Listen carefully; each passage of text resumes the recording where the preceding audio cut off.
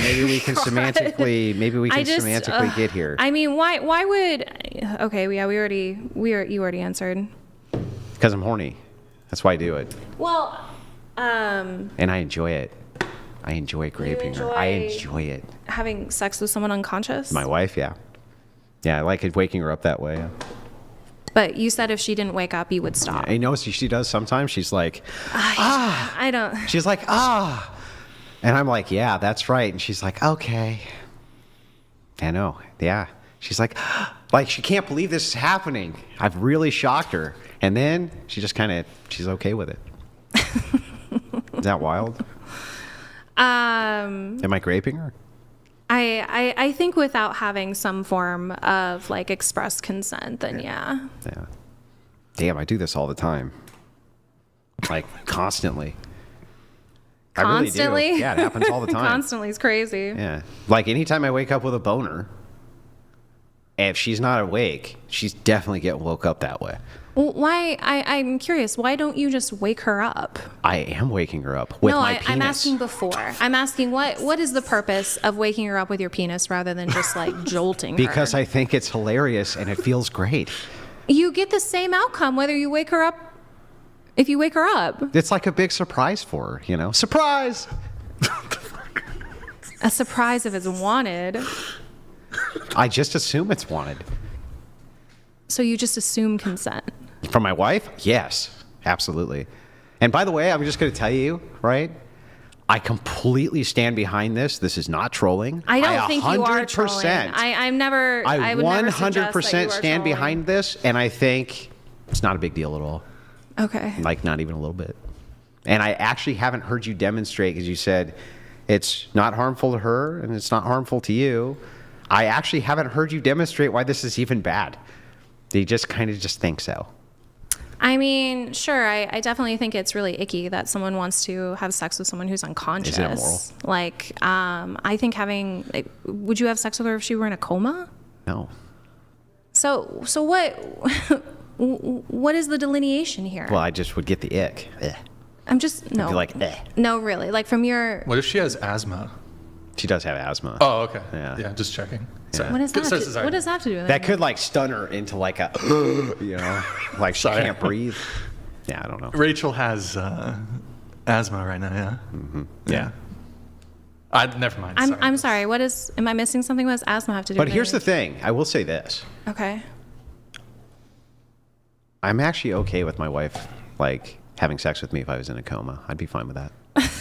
That's crazy. Why? What's crazy about it? Why should she deprive herself because I'm in a coma? I think when we're talking about like sexual experience, consent is definitely the foundation in terms of you're not only considering your experience, but you're also considering your partner's. No, I'm just considering mine. Like, I just want to have a good time. So I wake her up with my penis. Yeah, I think it's very harmful to not consider your partner's experience when engaging in intercourse, because it is a mutual experience. Why does you think she does that to me then? Do you think she just doesn't respect me very much, that she would wake me up like that? Like, I just wake up and she's literally writing me? Don't you think that's horrible? What if she, like, you woke up with her, like, using her teeth? What do you mean? Oh, Scott. What do you mean? I really don't want to talk about the sex life you have with your wife. Can we make it maybe less about you? This is super easy for us to get down to this crazy ass idea you have. Of you consent. should want consent? Yeah, so from like your here, partner? I'll give you an example. I'm drunk and a woman's drunk. Are we raping each other? Yes. And you think that's not fucking crazy? No. No. I mean, do you think like children engaging would be raping each other? No. Oh, yeah. See, I think I just have a higher standard for consent when it comes to... No. Wait, you said children? Yeah. Yeah. That would be... Well, that wouldn't be grape. That would be something different, because it is true that they can't consent, right? But they both kind of can't consent together. So right. I don't think they understand the ramifications of what they're doing. I think if you're drunk, you do. I don't think that being drunk gives you a pass. I just put your logic into a different scenario. So no, so it's not the same logic. How is it not? Because in one you don't understand, the other one you do. Like one you don't have the capacity I mean, for it. again, it depends how drunk you are. You might not have the capacity. Okay, then if I get drunk and murder somebody, not my fault. I mean, people have gotten off for murdering people in their sleep. Yeah, so I didn't consent to murder, right? So therefore, it's like no big deal. I mean, you didn't consent. I don't know what that has to do with anything in Well, I'm terms just of saying, the rights violation. If you grape when you're drunk, are you responsible for that?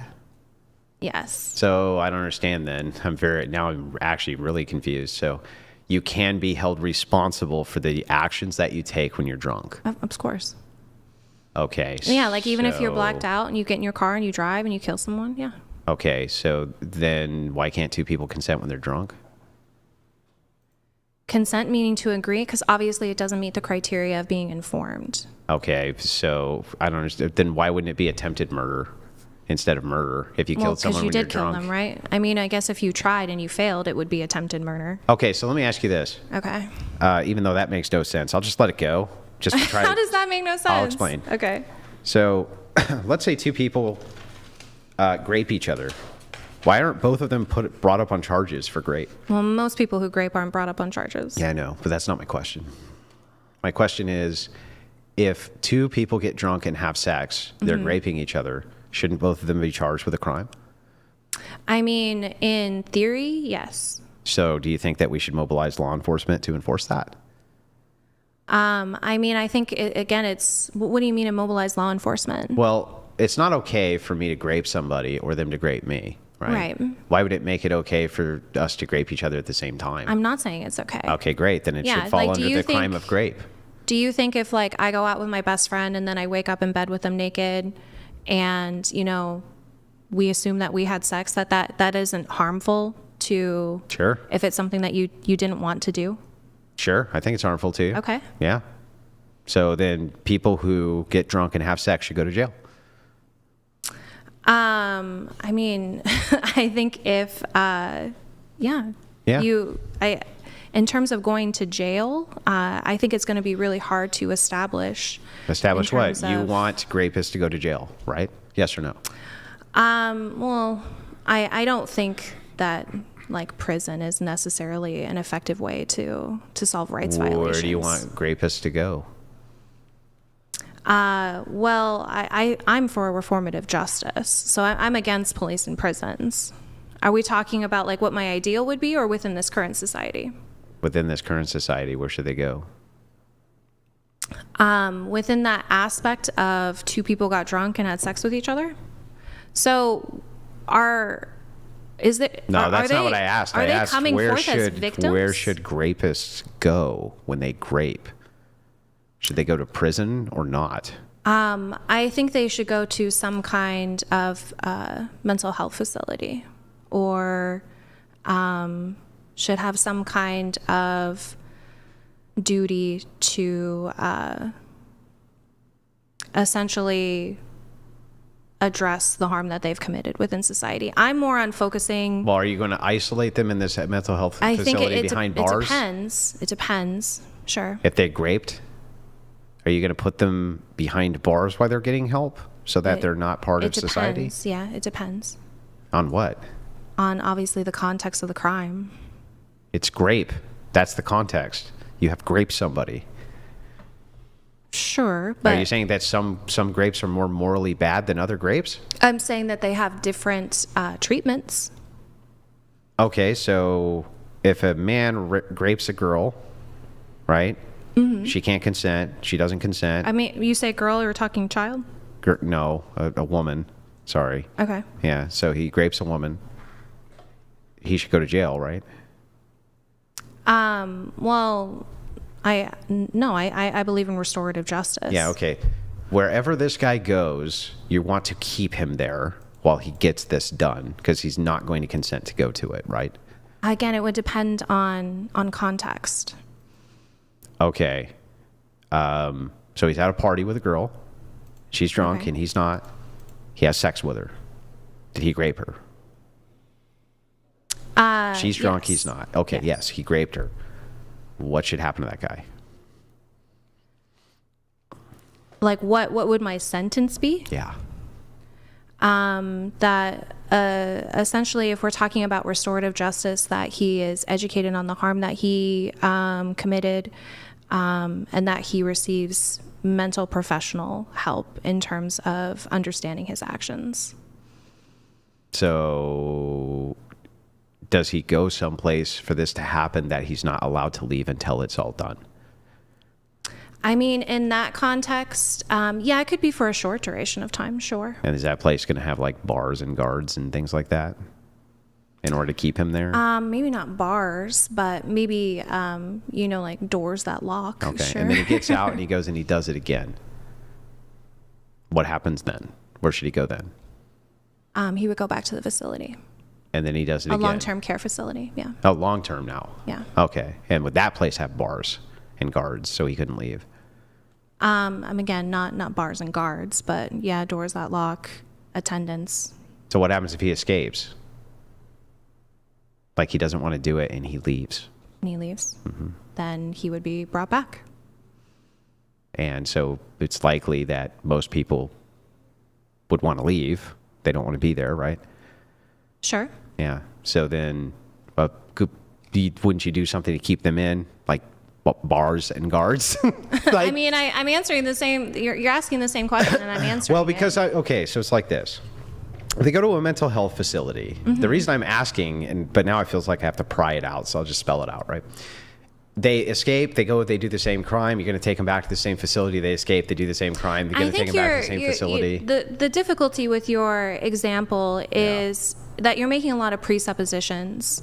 Yeah. Is that if, someone commits this act, that they have a high likelihood of recidivism. They do have a high rate of recidivism. I don't think so. Yeah, because they don't even think that they see it as a problem. Like, I don't think that two people who get drunk and have sex even see it as an issue. Well, then why are they filing a police report? They're not. But here's the thing. Do they need to file a police report for me to file a police report somebody's been raped? No. I can file that report, right? How would you file that report? Like, if some chick got raped behind a dumpster and didn't want to come forward, I can still call the police and file a report saying I witnessed a rape. Sure. Yeah. So, you can do the same thing with two drunk people. Right. Hey, officer. But she again, was drunk and he was drunk. Again, and they you're fucked. kind of and this is kind of the issue that I have when we talk about rape and like sexual violence, is that there seems to be like this notion that the judicial system or legislation can solve for these things and solve for these outcomes, and I just don't think that they can. Well, So yeah, I think it people don't has even to be agree. more of a proactive measure. I don't even rather think than people a agree with you, reactive though. measure. I don't even think they agree with you on this, that this is rape. I don't think that, so for instance, I don't think that two people who get drunk and have sex are raping each other. I think that defies what we mean by grape. I mean, I think there's a level of degree, like you would say if someone is blacked out drunk and someone else is sober.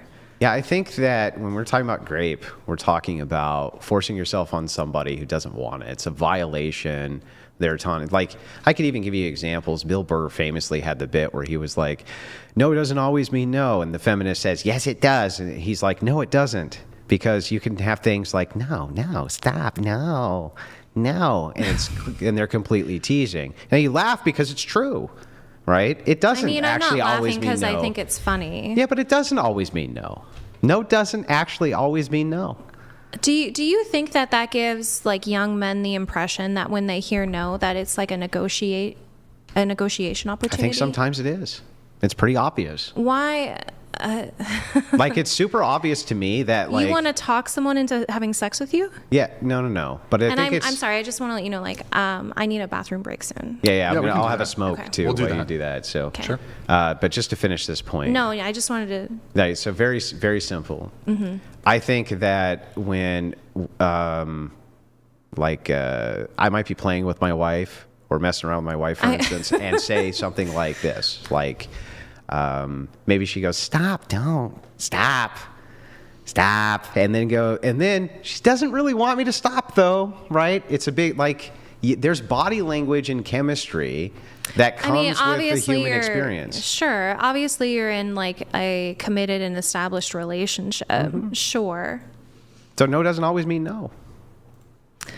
I think that, sure, context dependent. I think it can obviously, like, if we're like obviously consent, CNC. Yeah, I think that's different. Well, that's another context, though, right? Yeah, it is, but I think that no doesn't always mean no, and that it is context dependent. And I think that the idea that two drunk people having sex are graping each other, and it's just okay because one grape cancels out the grape. It seems like if both of them are graping each other, it's a contradiction in terms, like a paradox. The paradox is, grape is, from your view, can't consent. And yet, if they're both enthusiastically graping each other, they seem to be enthusiastically consenting. So, like, how do two people mutually grape but they're not consenting? You're under the influence. So what? That obviously affects aspects of judgment. Just like then you your chose capacity for brain development. Yeah, but you're both under the same effect. Right. I never said you like weren't. Willingly.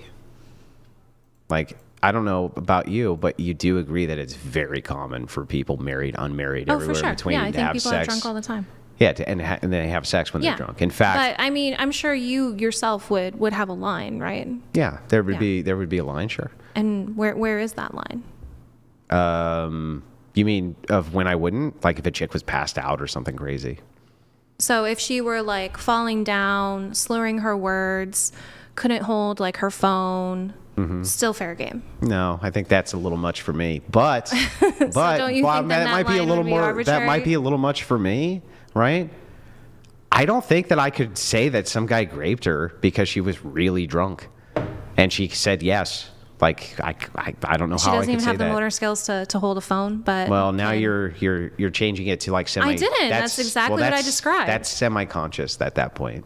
Right, that's exactly what I described. Yeah. She's dropping her phone, she's slurring. So that's semi-conscious at that point. So semi-conscious is not okay. Yeah, she's basically half out of the bag. Yeah. Like she's gone. And like obviously if you're that this is faded, arbitrary, if you're that faded, sure, right? But if the guy is that drunk and she's that drunk, I mean, again, like what are we classifying as like drunk, I guess? Whatever you just said, motor skills gone, whatever. You're both that smashed, and then you go home and you bang each other from your view. You're graping each other. That seems way more absurd to me. I don't know why. I don't know why you like can't think that you can. Because what it does is it infers that there's grape that's morally neutral, and I think that grape would always necessarily have to be bad for me to classify it as grape. I don't think that just because two people like are not of the capacity to give informed and enthusiastic consent that makes it morally neutral. Well, you have to tell me what makes it morally bad then, because you still have not done that. You just kind of keep on reverting to descriptors without giving me the actual, this is actually bad, this kind of grape because of what? Because of what?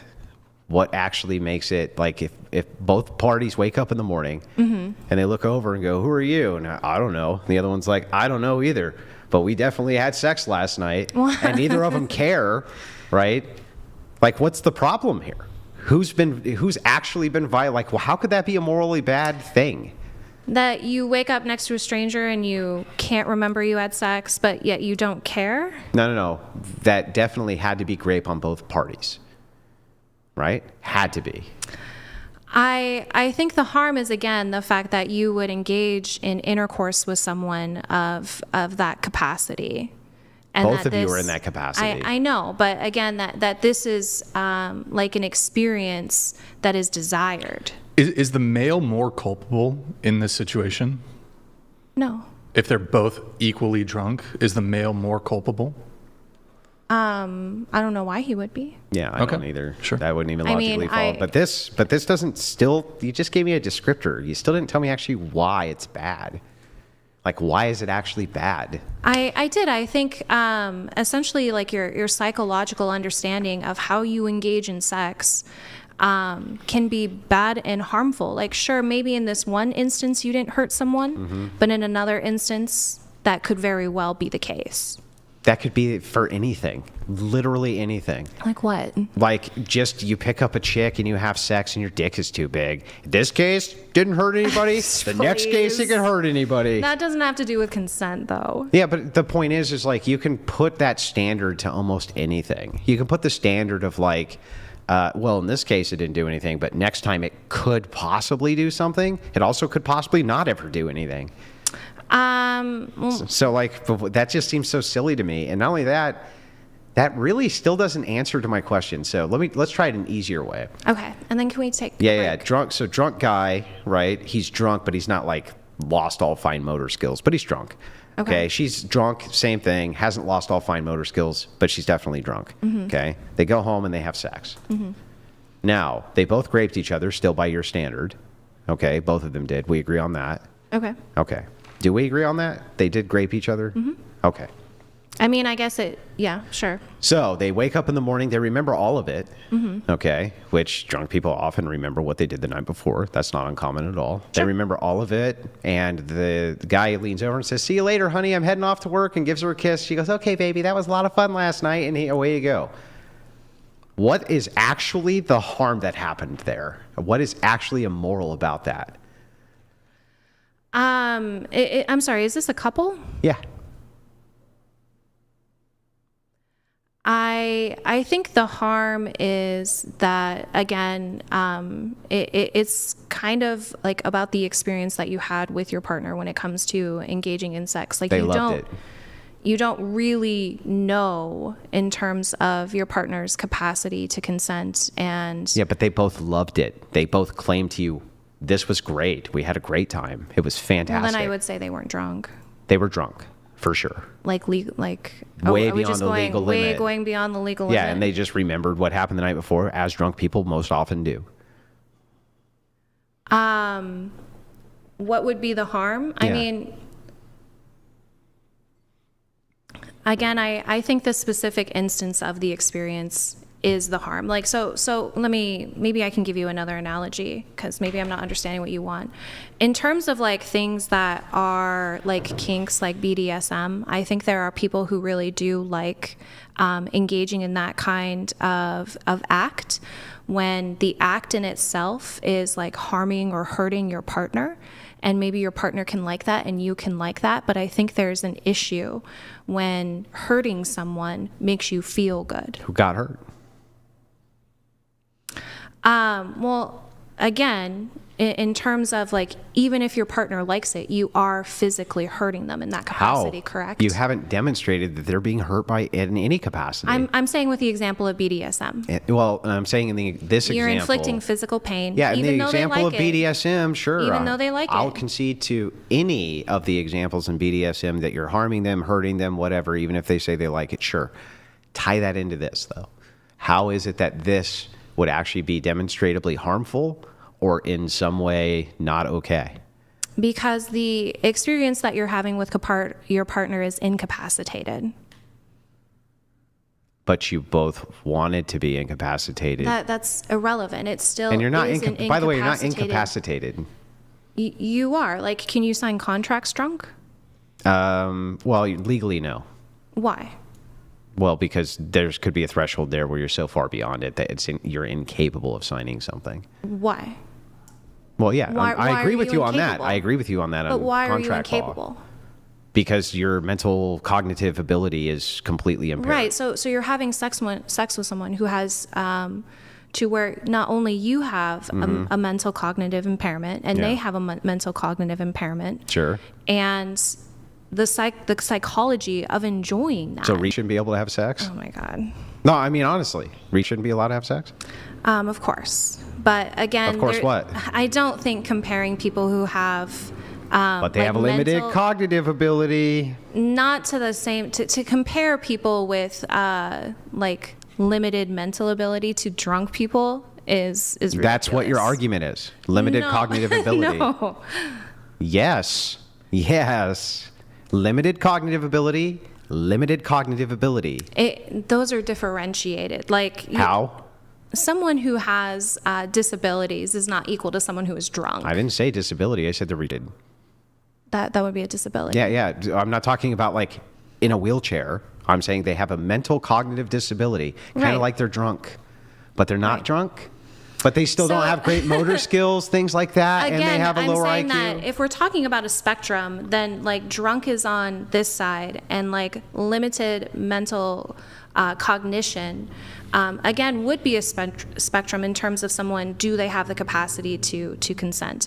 Someone who has a mental disability to where like they have the age of someone who's like 9 or 10, then yes, that would absolutely be an issue. They're not allowed to have sex with other people who have the same mental capacity No, I would say that would be an issue. as yeah. adults, Yeah. even if they want to. Yeah, I mean, if they have the mental cognition of a 9-year-old, would you want 9-year-olds? Okay, to have so sex? how about they just have a mental I'm so capacity? sorry. Can we- Yeah. can Yeah, we'll continue. take a brief. We'll do an intermission. If you guys want to take a smoke, you want to use the bathroom. Yes, I'm sorry. I waited I as will. long as No I problem. could. No problem at all. Yes. Yeah. We still Go got go plenty for of it. debate left, so I'm sorry. we still got plenty of debate okay. left. Yeah, go for it. Well, we got more. We got more to do. So Okay. take a little bathroom break. I'll talk to the. All right. I'll talk. You guys Okay. have a smoke. All right, guys. Really quick, if you guys are enjoying the stream, if you can kindly like the video, guys, would very much. Oh damn! Look, guys, I got sunburned instantly. That's crazy. Guys, like the video. Also, we're gonna once they're back. You don't have to pull this up. Once they're back, we are going to do. I was sunburned. No, I'm not. We have a couple reads that we need to get through. Let me do a couple shout outs really quick. One sec while I get that pulled up.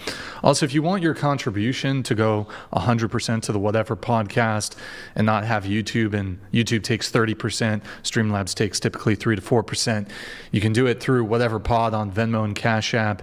Now, let me get this pulled up here real quick. I want to thank Cycle Rider for the 10 gifted subs over there on Twitch. And then we have Josh Brooks, who gifted us 20 memberships. Thank you so much, man. If you guys are just tuning in, Andrew went for a quick smoke break. We're doing a bathroom break, but we're going to get into some other topics. We're going to finish up on feminism. We might hit a bit of Trump stuff, maybe some other topics too. Can you pull up Twitch for me? Guys, go to twitch.tv/whatever and drop us a follow and a Prime sub if you have one. If you have Amazon Prime, it's a quick, free, easy way to support the show every single month. And Psycho Rider, thank you again for the 10 gifted subs. Also, guys, Andrew, you guys know Andrew's favorite flavor of pizza is pineapple. If you go to YouTube, in the chats portion, we have a goal, and we're 12 of 50. So we need 38 more super chats that are 10 and up. And we're going to do a pineapple pizza party, and then we're going to do a roast session if we hit the goal threshold. 38 more super chats at the $10 and up, or it's $9.99 and up. We'll do the pineapple pizza party and the roast session. Also, while we do this, just pull up here, I'll do it really quick. If you guys are enjoying the stream and you want to become a master debater like Andrew, you can go to debateuniversity.com. That's debateuniversity.com. It's a video course that Andrew offers, and it'll teach you how to think and speak and debate, master debate, just like Andrew Wilson. That's debateuniversity.com. I believe it's on discount right now. There's a discount for the program, so you can check it out there. Also, guys, check out we've got a Discord, discord.gg/whatever. So be sure to check that out. We post a bunch of behind the scenes and whatnot. Let me talk to you guys a bit about our schedule for the rest of the week. So tomorrow we have our dating talk. Andrew will be here for the dating talk. And then we have a debate scheduled for Monday, a debate scheduled for Tuesday, and a debate scheduled for Wednesday. All of those with Andrew Wilson. One of those is going to be a 2v2. So it's going to be me and Andrew, and then it's going to be 2v2. And then I'm trying to think what else we have on the schedule. It should be around the same time. Typically our start time is anticipated to be probably around 4 p.m. Pacific time for those debates that are scheduled Monday, Tuesday, and Wednesday. So be sure to tune into those. I'm going to read a couple chats here. Josh Brooks. Okay, Josh, that's an interesting one. Thank you for that. Let's see. We have Josh Brooks here for Andrew's Pineapples. Thank you, Josh Brooks, for the super chat. Appreciate it. We have Fifi. Thank you for the super chat. I do appreciate it. Thank you very much. And then we have Spyro. Thank you for that. Appreciate the super chat there. I'm going to leave this one up because I don't know if you guys know this. Oh, it's over here. I don't know if you guys notice the green screen is butchering. Do you want a what's it called? Energy drink? Are you talking to me? Yeah, do you want an energy drink? No, thank you. Okay. Okay, sure. John, we have like a green screen issue going on here. So after the show, Blake, leave this one so I can try to fix it. Not sure what's going on. Bit Rage, Andrew never falters, on point, prepared AF. Thank you, Bitpoint, for that. Do appreciate your super chat. Andrew is about to walk up here in just a moment. He just had a Marlboro Red cigarette. Welcome back, Kenzie. So Kenzie, you do you do like TikTok debates, yes. correct? Yes. Okay. Good times.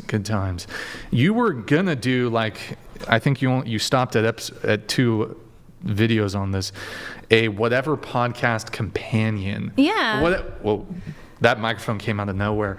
Do you remember what it was? What happened to the whatever podcast companion? You stopped at 2 episodes. I A little know. disappointed. Well, sometimes. You want to pour it? Yeah, And then we'll just put it off the sure. table. Sometimes my execution isn't great.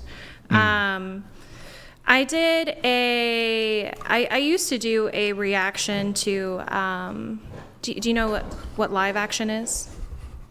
Live action, the anti... Yeah, the anti-abortion.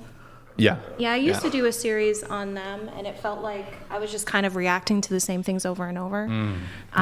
You gotta find something more novel, like the whatever podcast. Okay. Nah, I mean, the honest answer to your question is just consistency.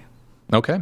Well, now that we have you both back here, we do have some chats I did coming want to just through. very quickly point out, though, that you did contradict yourself when you said that disabled people should be allowed and then when they shouldn't be allowed. I said it depends on, like, type. obviously the capacity. Like, yeah, if you have the mental age of a 9-year-old, then no. But if you have the mental age of an 18-year-old, right, but Yeah. you just are impaired to the fact that you are always kind of just in the same capacity as a drunk person at 40. And I both don't of think you, I think that those are false equivalences. What's the false equivalence? It's the impairment, right? The impairment's what matters. Well, no, because I think that like being drunk is a different impairment than maybe having like mental But limitations. it is the impairment itself that's the problem. Again, it's, you know, when we're talking about people who have mental limitations, it can be in certain aspects of like understanding concepts and cognition, not necessarily like the same that you are when you're drunk. Yeah. Can you just do me one solid? And this is kind of a parody, right? A little bit. This is a little Parody, we're there. This I just had. Well, this is like a tiny bit of trolling. This is, right? How exciting! Can you just look at the camera and tell every woman out there who's ever been woken up by their husband with sex that their husband's a rapist? If your husband is having sex with you while you're unconscious, your husband is a rapist. Including if he just wakes you up with his penis, right? He is having sex with you unconscious. Yeah. So they're rapists, right? Mm-hmm. Okay. I also just... Brian, have you ever... Huh? Have you ever woke a woman up with sex? I'm a Brian? virgin. Brian, have you ever done it? Brian? I'm a virgin. Hey, over there. What is a virgin? I'm a virgin. What about you, bro? Have you ever done it even once? Have you ever woke a chick up with sex, bro? You're so rapist there, rapist there. Well, hold on. He just said he's a Anyway, virgin. I'm a virgin. Yeah. Yeah. And wait, did this also apply like to women too, just as a point of clarification? Like if his wife Rachel wakes him up with Yeah, like, she I already already said said. my wife's a rapist. his wife is a rapist. Yes. If you are Okay. If you are having Wow. sex with someone who is unconscious, then yes, you do not have expressed consent. Wait, question though. If they